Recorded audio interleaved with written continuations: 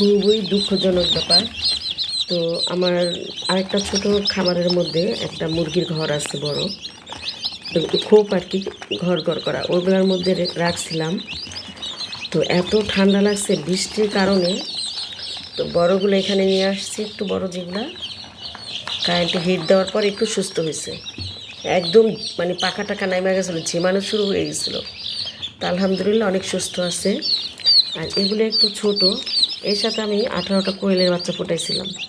এগুলো তো ঠান্ডায় প্রতিদিন একটা করে মারা যেতেছে।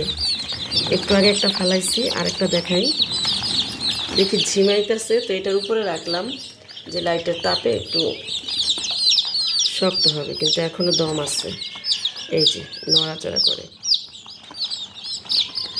তো শীতের দিনেও আমার মুরগির বাচ্চা এতটা অসুস্থ হয় নাই, এই বৃষ্টিতে যা হলো আর কি।